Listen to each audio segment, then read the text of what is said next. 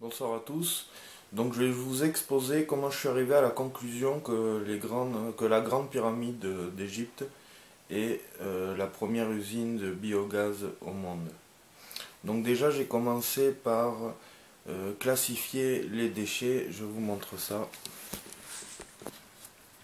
Donc nous avons les déchets végétaux, les déchets alimentaires et les déchets excréments. Je les ai classés en deux groupes. Le groupe A, déchets végétaux et alimentaires, car la matière est brute, elle n'a pas été encore travaillée. Et le groupe B, car les excréments, les végétaux, les aliments ont déjà été travaillés dans l'estomac d'un animal ou de l'être humain. Donc je les ai classifiés en deux parties.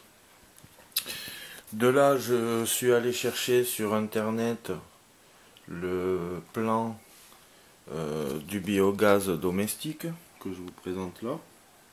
Voilà. Que j'ai reporté sur un dessin pour comprendre.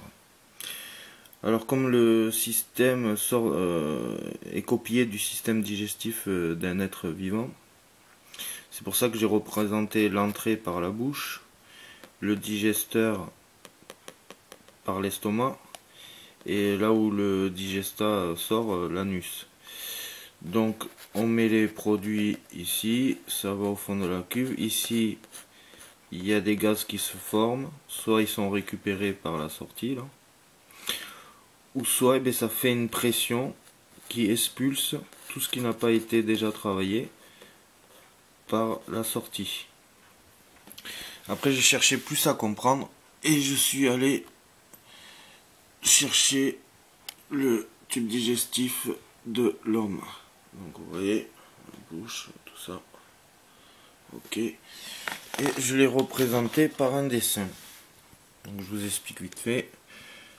La bouche, le spharynx, l'œsophage, l'estomac, intestin grêle, gros intestin. Et après j'ai dessiné le foie, vésicule biliaire. Et je me suis dit que ça aurait été sympa de voir si c'était possible de les assembler les deux dessins et de les mettre en fonctionnement. Donc voilà. Alors j'ai imaginé que ici il y aurait un conduit qui remonterait comme ça. Voilà.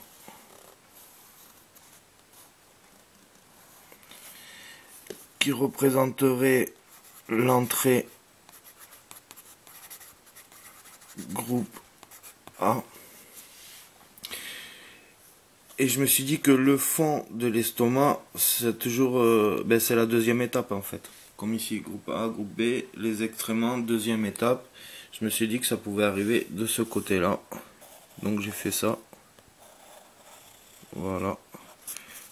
Entrée. Groupe B.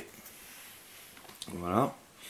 Et quand j'ai fait ça, je me suis dit que ça avait déjà été inventé. Et que ça me rappelait quelque chose. Alors j'ai rajouté ces traits là.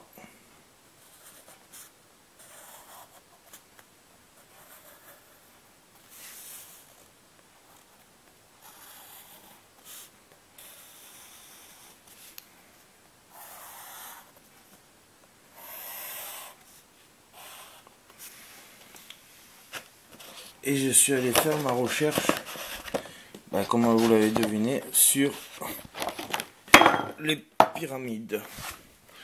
Donc je suis allé chercher un dessin, la grande pyramide, et je suis tombé sur ça. Donc ça représente bien les deux conduits là. J'ai le conduit qui est ici là au niveau du spharynx qui représente en fait le conduit du nez sur l'être humain. J'ai vu qu'il y avait un deuxième conduit que j'ai représenté sur mon dessin.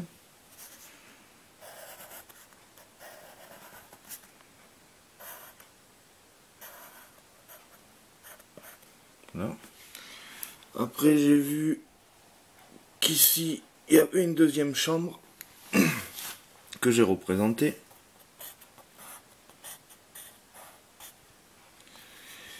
Après, au niveau de la sortie, vous avez deux fosses qui sont ici. C'est les fosses à bateau, ils appellent ça les fosses à bateau. Je vous expliquerai à la fin pourquoi. Donc je représente ici. Tac. Nous avons un autre ici, le couloir descendant, ils appellent. Voilà, je le fais quand même. Je l'avais pas fait au premier dessin, mais là je le fais parce qu'il y a une explication aussi, donc je vais la mettre. Donc qui est bouché en fait par des bouchons de granit.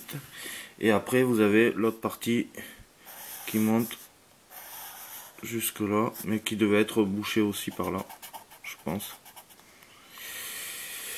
Donc, et après j'ai cherché à comprendre le fonctionnement. Donc, première entrée, on envoie les végétaux, les aliments qui arrivent ici. Ils sont bloqués là, à la première chambre, la chambre du roi. Vous avez des vapeurs qui se forment. Ce qui expulse la deuxième partie, c'est le digestat en fait, en premier stade. C'est comme si en fait, nous, c'était notre estomac à nous quoi. Donc ça arrive dans le digesteur qui est ici. Voilà. Ici, là c'est au stade avancé, donc je fais rentrer les extréments là, qui se mettent là. Ok. Ça crée aussi du gaz, là. Et du coup, ça expulse les extréments au fond du digesteur.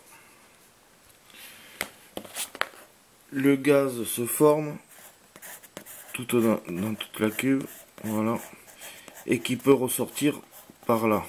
C'est pour ça qu'en fait, ils ont bouché la cavité ici, et avec une pierre, j'imagine, qui devait pas être très étanche.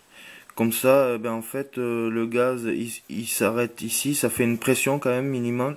L'air ne rentre pas, parce que si l'air rentre, automatiquement, la formation se fait pas. Parce qu'il faut que ça soit à l'abri de l'air et de la lumière.